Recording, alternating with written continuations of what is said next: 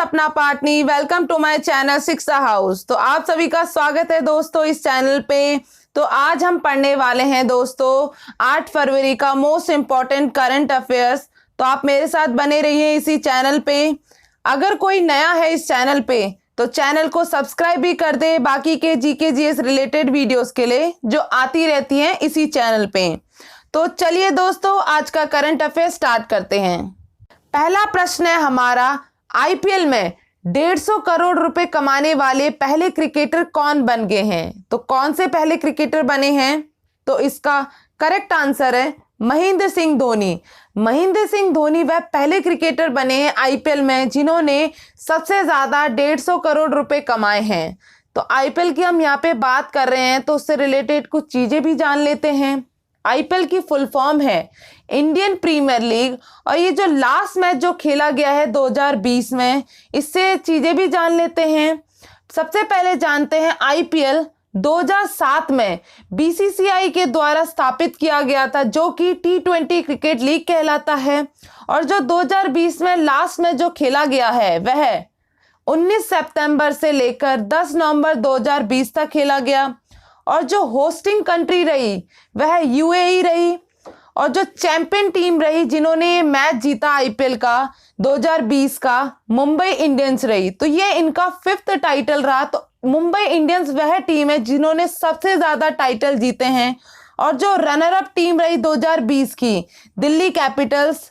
और जो एक और बात आप आगे जान लीजिए, जो 2021 में जो होस्टिंग कंट्री रहेगी आईपीएल मैच के लिए वो भारत रहेगी। तो ये भी याद रखिएगा कि 2020 के लिए किन्होंने होस्ट किया था, यूएई ने। और जो 2021 इस साल के लिए जो होस्टिंग कंट्री है वह हमारी भारत है। ठीक है, अगला प्रश्न है हमारा, मध्य प्रदेश के बाद बिजली क्षेत्र में सुधार करने वाला दूसरा राज्य कौन बन गया है? तो पहला जो राज्य है जिन्होंने अपनी पावर सेक्टर को इम्प्रूव किया है तो पहला मध्य प्रदेश है। और उसके बाद जो दूसरा जिसने इम्प्रूवमेंट किया है तो कौन सा राज्य बना है? तो इसका करेक्ट आंसर होगा ऑप्शन बी, आंध्र प्रदेश। आंध्र प्रदेश वह दूसरा राज्य बन गया है जिसने बिजली क्षेत्र में सुधार करने का काम किया है। और आंध्र प्रदेश स्टेट की बात कर रहे हैं तो इसी से रिलेटेड उसकी कुछ इंफॉर्मेशन भी जान लेते हैं। इसकी फॉर्मेशन 1 नवंबर 1956 को हुआ और यहाँ के मुख्यमंत्री हैं YS जगनमोहन रेड्डी। गवर्नर यहाँ के विश्वभूषण हरिचंदन हैं। और यहाँ की कैपिटल अभी 3 कैपिटल बनाई गई हैं जो कि आपकी डी जूरे और डी फैक्टो कैपिटल है। डी जूरे आपकी विशाखापट्टनम, अमरावती, कुर्नूल है और डी फैक्टो कैपिटल आपकी अमरावती है। इसका मतलब है कि अभी आपकी ये 3 कैपिटल बनाई गई हैं काम कार्य के लिए। और जो परमानेंट कैपिटल है वो अमरावती जो कि आपकी 10 साल के बाद से आपकी बन जाएगी। इसी से रिलेटेड एक फैक्ट और जान लेते हैं आंध्र प्रदेश से रिलेटेड, यह है कि यह भाषाई आधार पर गठित होने वाला पहला राज्य है। तो ये पहला राज्य है जहां पे आपका लिंग्विस्टिक बेसिस पे आपका फॉर्म्ड हुआ था आंध्र प्रदेश का। अगला प्रश्न है हमारा, हाल ही में जारी ब्लूमबर्ग इनोवेशन इंडेक्स 2021 में कौन सा देश टॉप पे रहा? तो कौन से कंट्री ने टॉप किया जो कि रिलीज किया गया था ब्लूमबर्ग के द्वारा इनोवेशन इंडेक्स 2021 में? तो इसका करेक्ट आंसर होगा साउथ कोरिया। साउथ कोरिया ने टॉप किया है। और ये जो आपके 3 जो टॉप कंट्रीज होती है उसको भी 100% याद रखिएगा क्योंकि इससे रिलेटेड क्वेश्चन बन जाते हैं। तो हमारी जो ब्लूमबर्ग में जिन्होंने टॉप किया है टॉप 3 कंट्रीज हैं। पहला जो मैंने आपको बता दिया है साउथ कोरिया, दूसरा नंबर पे आता है सिंगापुर और तीसरे नंबर पे आता है स्विट्जरलैंड। तो ये 3 कंट्रीज टॉप 3 कंट्रीज हैं जिन्होंने टॉप किया है। और जो इंडिया हमारे भारत का जो रैंक रहा है इस इंडेक्स में वो 50वां स्थान है। और अमेरिका अपने स्थान से खिसक कर 10वें स्थान से खिसक कर 11वें स्थान पर चला गया है। और इससे अलावा एक और आता है आपका इंडेक्स, वो भी आपको जानना बहुत ज़रूरी है, जिसमें भारत की रैंक रही 48th, जो आपका ग्लोबल इनोवेशन इंडेक्स 2020 का रिलीज हुआ था। वो किसके द्वारा रिलीज किया जाता है ये भी आपको पता होना चाहिए, वीपो के द्वारा ये रिलीज किया गया है ग्लोबल इनोवेशन इंडेक्स। और वीपो का फुल फॉर्म भी जान लेते हैं।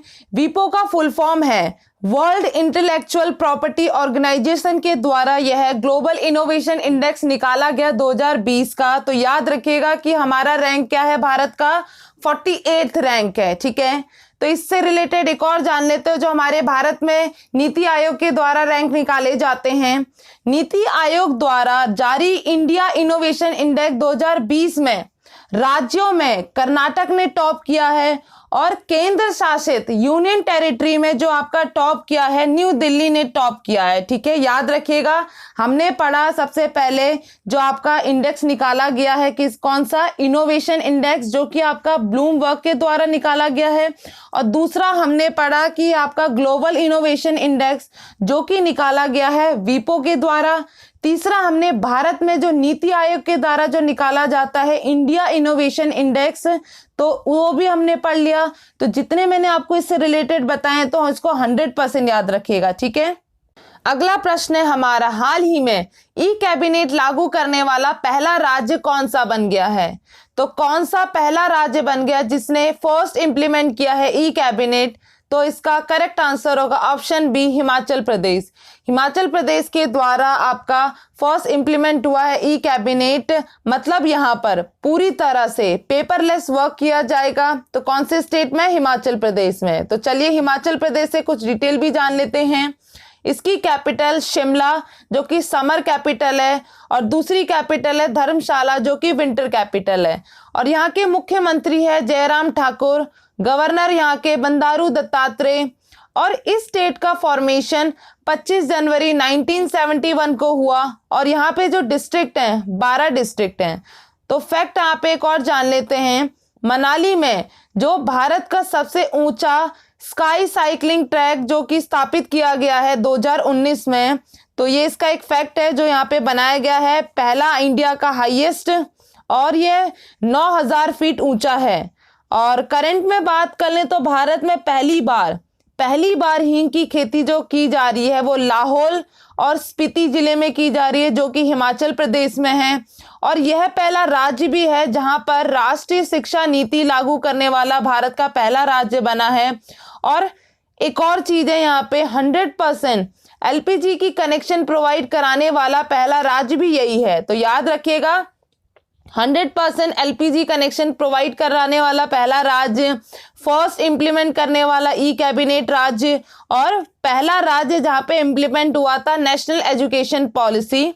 और यहाँ पे कौन सी खेती की जा रही है? पहली जो आपकी हींग की खेती है लाहौल और स्पीति जिले में। और अगला बात करें हम, यहाँ पे हमने हाईएस्ट स्काई साइकिलिंग ट्रैक की बात की जो कि मनाली में स्थापित किया गया है। अगला प्रश्न है हमारा, हाल ही में किस राज्य सरकार ने 500 ईवी चार्जिंग पॉइंट स्थापित करने की घोषणा की है? तो कौन से सरकार के द्वारा घोषणा की गई है? तो इसका करेक्ट आंसर होगा ऑप्शन बी, दिल्ली। दिल्ली सरकार के द्वारा यह घोषणा की गई है 500 ईवी चार्जिंग पॉइंट की। और कल ही मैंने आपको बताया है कि हाल ही में अरविंद केजरीवाल ने इनके द्वारा स्विच दिल्ली अभियान को भी शुरुआत की गई है। और यह क्यों की गई है यह भी आपको पता होना चाहिए। दिल्ली में पोल्यूशन की समस्या से निपटने के लिए और इलेक्ट्रिक वाहनों को बढ़ावा देने के लिए यह शुरुआत की गई है। दिल्ली में लोग ज्यादा से ज्यादा इलेक्ट्रिक व्हीकल खरीदें, इसके लिए दिल्ली गवर्नमेंट के द्वारा इलेक्ट्रिक वाहनों को 100% रोड टैक्स मुक्त कर दिया गया है। इसी के लिए मतलब इलेक्ट्रिक वाहनों के लिए 500 ईवी चार्जिंग पॉइंट्स का स्थापित करने की घोषणा की है दिल्ली सरकार के द्वारा।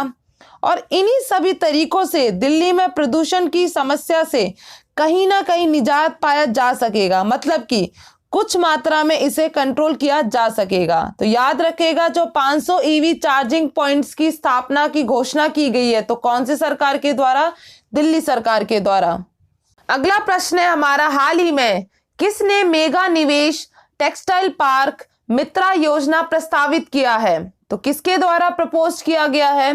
तो इसका करेक्ट आंसर है ऑप्शन सी, निर्मला सीतारमन।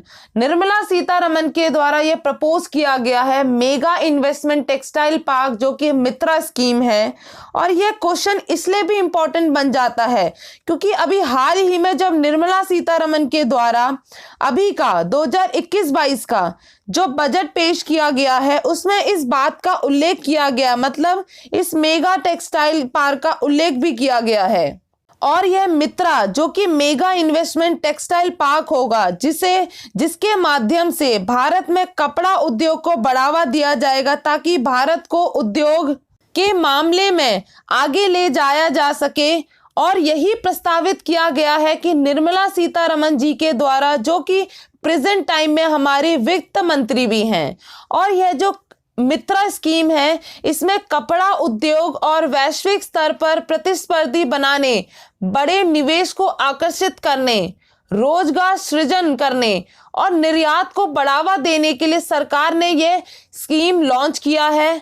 और इस योजना में प्लग एंड प्ले सुविधाओं के साथ एक विश्व स्तरीय बुनियादी ढांचा तैयार करने में मदद मिलेगी। यह बदले में निर्यात में वैश्विक चैंपियन बनाएगा, मींस ये क्रिएट करेगा ग्लोबल चैंपियंस एक्सपोर्ट्स में।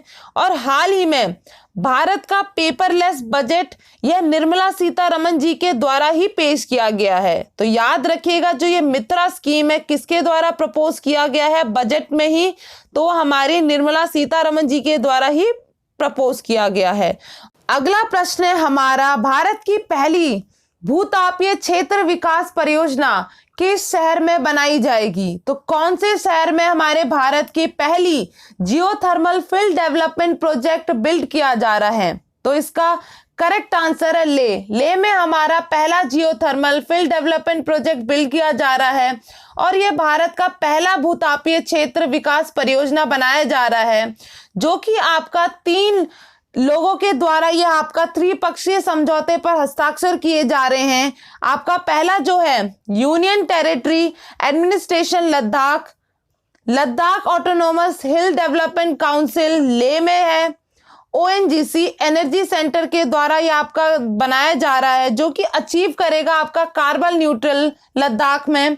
और यह आपके 3 फेजेस में काम करेगा, जो आपके पायलट प्रोजेक्ट है, जिसमें कि आपका 1 मेगावाट बिजली जो उत्पादन किया जा रहा है इसकी क्षमता उत्पन्न की जाएगी। और यह 100% मुफ्त बिजली की आपूर्ति आम जनता को दी जाएगी। और ओएनजीसी ऊर्जा केंद्र इस पायलट परियोजना के लिए आपका इम्प्लीमेंटेशन एजेंसी है। और जो सेकंड फेज है वह आपका कुओं की अधिकतम संख्या की ड्रिलिंग करके और लद्दाख में से एक उच्च क्षमता के डेमो प्लांट की स्थापना करके भूतापीय जलाशय के गहरे और पार्श्व अन्वेषण को शामिल करेगा। और जो तीसरा फेज है उसमें कमर्शियल प्रोजेक्ट है, जो कि आपका ये काम करेगा। तो ये आपका पायलट प्रोजेक्ट के तौर पे 3 फेजेस में काम करने वाला है, जो आपका ये पहला जियोथर्मल प्रोजेक्ट बनाया जा रहा है। और हमने ये कहाँ पे बनाया जा रहा है? लद्दाख के लेह में बनाया जा रहा है। तो याद रखिएगा पहला जो जियोथर्मल प्रोजेक्ट बनाया जा रहा है वह आपका लद्दाख के लेह में बनाया जा रहा है। तो चलिए लद्दाख से रिलेटेड कुछ चीजें भी जान लेते हैं। 31 अक्टूबर 2019 को लद्दाख एक केंद्र शासित प्रदेश बन गया, जिसकी कैपिटल लेह और कारगिल है। और यहाँ के जो गवर्नर हैं, अभी करंट के गवर्नर हैं राधा कृष्ण माथुर, RK माथुर हैं। तो ये हमारा प्रश्न है, जहां पर first geothermal field development project build किया जा रहा है लद्दाख के लेह में। अगला प्रश्न है हमारा, इस साल किस दिन सुरक्षित इंटरनेट दिवस जो कि सेफर इंटरनेट डे ऑब्जर्व किया गया है? तो किस दिन मनाया जा रहा है? तो इसका सही उत्तर होगा ऑप्शन बी, 9 फरवरी। 9 फरवरी को हमारा सेफर इंटरनेट डे बनाया जा रहा है। और इसकी जो 2021 की जो थीम थी वह together for a better internet है। और यह सुरक्षित इंटरनेट दिवस हर साल फरवरी के दूसरे सप्ताह के दूसरे दिन मनाया जाता है, जिसका उद्देश्य जो इसका उद्देश्य है सेफर इंटरनेट डे का सुरक्षित और बेहतर इंटरनेट प्रदान करना है, जहां प्रत्येक उपयोगकर्ता जिम्मेदारी से और बिना अपना डाटा लीक किए इंटरनेट का उपयोग कर सके, जहां पर साइबर बदमाशी से लेकर सोशल नेटवर्किंग से लेकर डिजिटल पहचान तक हर साल सुरक्षित इंटरनेट दिवस का उद्देश्य उभरते ऑनलाइन मुद्दों और मौजूदा चिंताओं के बारे में जागरूकता बढ़ाना है। तो इसलिए हर साल हम फरवरी के दूसरे सप्ताह के दूसरे दिन में यह मनाते हैं और इस 2021 में जो आपका ये दिन पड़ा है 9 फरवरी को हमारा सेफर इंटरनेट डे बनाया जा रहा है और इसकी थीम भी याद रखिएगा, together for a better internet. अपने अगले प्रश्न पे बढ़े तो हमारा अगला प्रश्न है, ऐतिहासिक शहर मांडू महोत्सव के आयोजन के लिए पूरी तैयारी हो चुकी है और यह मांडू किस राज्य में स्थित है? तो किस राज्य में हमारा मांडू लोकेटेड है जो आपका मांडू फेस्टिवल होने वाला है इस साल 2021 में? तो इसका करेक्ट आंसर होगा ऑप्शन डी, मध्य प्रदेश। मध्य प्रदेश में हमारा यह ऐतिहासिक मांडू महोत्सव का आयोजन किया गया है और इसकी बात करें, हमारा जो आपका मांडू फेस्टिवल है 13 से 14 फरवरी में मनाया जा रहा है और यह 2 दिवसीय महोत्सव है जो कि मध्य प्रदेश में मनाया जाएगा और यह मेगा फेस्टिवल शहर की संस्कृति की आधुनिक जीवंतता के साथ मिश्रित ऐतिहासिक धरोहरों का उत्सव है। तो इसमें हमारे बहुत सारे ऐतिहासिक हिस्टोरिक हेरिटेज को मिलाकर और मॉडर्न वाइब्रेंसी को मिलाकर यहाँ पे आपका फेस्टिवल मनाया जाएगा। तो याद रखिएगा, जो ये मांडू फेस्टिवल जो आयोजित किया जा रहा है किस स्टेट में किया जा रहा है, किस स्टेट का है? तो ये आपका मध्य प्रदेश में है। तो मांडू कहाँ लोकेटेड है? मध्य प्रदेश में। और ये जो हिस्टोरिकल सिटी मांडू जो ऑर्गेनाइज करा रहा है मांडू फेस्टिवल मध्य प्रदेश में। ठीक है, हमारा आज का 8 फरवरी का अंतिम प्रश्न है, हाल ही में शुरू की असोम माला परियोजना निम्नलिखित में से किससे संबंधित है? तो किससे संबंधित है? तो इसका आंसर, करेक्ट आंसर होगा ऑप्शन डी, रोड इंफ्रास्ट्रक्चर।